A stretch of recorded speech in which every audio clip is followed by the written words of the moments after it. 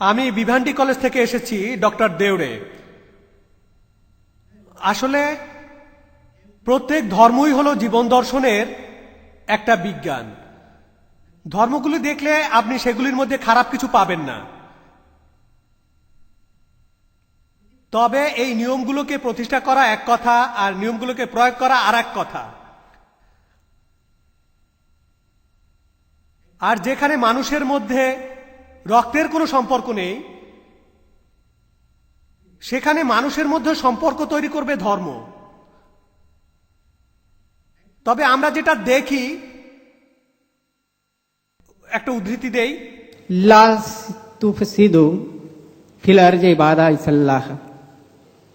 इस संसार में शांति प्रस्तापित होने के बाद अशांति मत फैलाओ के पैगाम हमें मिला है।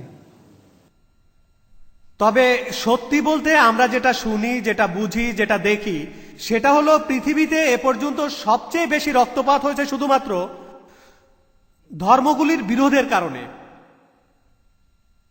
তাহলে আমাদের ভুলটা কোথায়? আর এ ব্যাপারে আপনার মতামতটা কি? আপনি এই ধর্মগুলিকে একত্রিত করবেন কিভাবে, আর ধর্মগুলির মধ্যে এই বিরোধকে থামাবেন কিভাবে? এই ব্যাপারটাতে আপনার নিজের মতামতটা জানতে পারি। প্রফেসর খুব ভালো একটা প্রশ্ন করেছেন যে সব ধর্মই আসলে ভালো কথা বলে, তবে প্রয়োগটা হয়তো একটু আলাদা। সবাই ভালো কথা বলে, তবে আমরা পৃথিবীতে ধর্মের নামে মানুষকে যুদ্ধ করতে দেখি। কিভাবে এটা সমাধান করব? খুবই ভালো একটা প্রশ্ন। আর এই প্রশ্নের আংশিক উত্তর আমি আগে দিয়েছি। আর আমি বলেছি যে ইসলাম ধর্ম আমাদেরকে বলে কোনো মানুষকে হত্যা করা উচিত নয়। সূরা মাইদার ৩২ নম্বর আয়াত। কিভাবে আমরা নিশ্চিত করব যে আমরা সবাই একত্রিত হব, কিভাবে পার্থক্যগুলো সমাধান করব, এটাও আমি আমার লেকচারে বলেছি। সূরা আল ইমরানের ৬৪ নম্বর আয়াতে উল্লেখ আছে যে तालौ इला कलमतिन सवाइम बैना बैनकुम। এসো সেই কথায় যাহা আমাদের এবং তোমাদের মধ্যে এক। মনে করো না আপনি 10 পয়েন্ট পেয়েছেন, আমিও 10 পয়েন্ট পেয়েছি। এই 10 পয়েন্টের মধ্যে 5 পয়েন্ট যদি মিল থাকে আর 5টা আলাদা, আমি তাহলে এই 5 পয়েন্টে একমত হব যেগুলো একই। পার্থক্যগুলোর ব্যাপারে পরে কথা বলবো। কোরআন বলছে तालौ इला कलमतिन सवाइम बैना बैनकुम। এসো সেই কথায় যাহা আমাদের এবং তোমাদের মধ্যে এক। প্রথম কথাটা কি? अल्लाह नाबुदा इल्लल्लाह আমরা আল্লাহ ব্যতীত কারো উপাসনা করি ওয়া না, নুশরিকা বিহি শাইয়্যা। কোনো কিছুকে তাহার শরীক করি না। তাই আপনি সমাধানের কথা বললেন আর আমি দেখিয়ে দিলাম কিভাবে সমাধানটা হবে, যে একই কথায় এসো। তবে এ কথা আমাদের মনে রাখতে হবে যে বিভিন্ন ধর্মের অনেক অনুসারী তারা তাদের ধর্মগ্রন্থের কথাগুলো জানে না। এটাই হলো সমস্যা। অনেক মুসলমানই জানে না পবিত্র কোরআন আর সহিহ হাদিসে কি বলে। অনেক হিন্দু জানে না তাদের ধর্মগ্রন্থগুলো কি বলে। অনেক খ্রিস্টানি জানে না বাইবেলে কি কথা বলা আছে। এখানে কাকে দোষ দেব? অনুসারীদের। তাই আমি বলি আপনাদের ধর্মগ্রন্থগুলো পড়েন। আমাদের মধ্যে পার্থক্যগুলো নিয়ে পরে কথা বলবো, আগে আমাদের সাদৃশ্যগুলো দেখি। আমি এর আগে ইসলাম আর খ্রিস্টান ধর্মের সাদৃশ্য নিয়ে বলেছি, সেখানেই বলেছি আমাদের পার্থক্যগুলো নিয়ে আমরা পরে আলোচনা করব। অন্ততপক্ষে আপনার বাইবেল আর আমাদের কোরআনে যে সাদৃশ্যগুলো আছে সেগুলো নিয়ে বলি, তাহলে আর যুদ্ধ হবে না। এখন আমি কি করছি? আমার লেকচারে আমি কোনো ধর্মের সমালোচনা করেছি? আমি বাধ্য হয়ে কিছু ধর্মের সমালোচনা করেছি যখন কেউ কেউ এমন প্রশ্ন করেছেন যে আমাকে সত্যি কথাটা বলতে হয়েছে। এছাড়া আমার লেকচারে, আমার ভিডিও ক্যাসেট দেখেন, আমি কোনো ধর্মের সমালোচনা করিনি, কোনো বিষয়ে না। আমি শুধু সাদৃশ্যগুলো দেখিয়েছি, আমি শুধু পার্থক্যগুলো নিয়ে।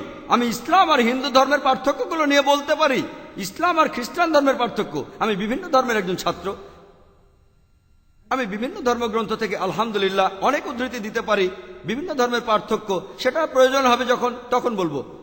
যদি কেউ এই অনুষ্ঠানে গোলমাল করে আমাদের সেদিকে খেয়াল রাখতে হবে। এছাড়াও আমার লেকচারে আমি কোনো ধর্মের সমালোচনা করিনি। তাই আমি আপনাদের বলি, আপনাদের ধর্মগ্রন্থগুলো পড়েন, তাহলে আপনার ধর্ম আর সর্বজনীন ভ্রাতৃত্বের কাছাকাছি আসবেন। ধর্মগ্রন্থ পড়ে আগে এক সৃষ্টিকর্তাকে মানেন। পার্থক্য নিয়ে পরে কথা বলবো, পার্থক্য নিয়ে আলোচনা পরে হবে। ইহুদি ধর্ম এই কথা বলে, খ্রিস্টান ধর্ম বলে, হিন্দু ধর্ম বলে, ইসলাম ধর্ম বলে, শিখ ধর্ম বলে, পার্সি ধর্ম বলে এক ঈশ্বরে বিশ্বাস করো আর তাকেই উপাসনা করো। কেন অনেক দেবতার পূজা?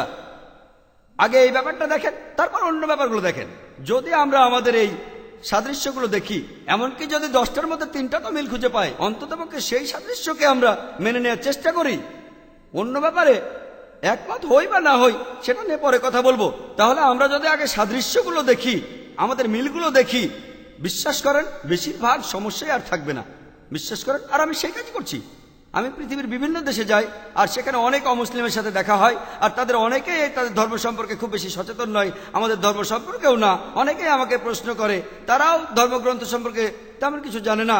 যারা প্রশ্ন করে আসলে তাদের শিক্ষিত করে তুলি, তাদের আমি শিখিয়ে দেই কোরআনের কথা, বেদের কথা, বাইবেলের কথা, আর আমি উদ্ধৃতি দেওয়ার সময় রেফারেন্সটা দেই যাতে লোকে বলতে না পারে যে আমি যা খুশি তাই বলছি।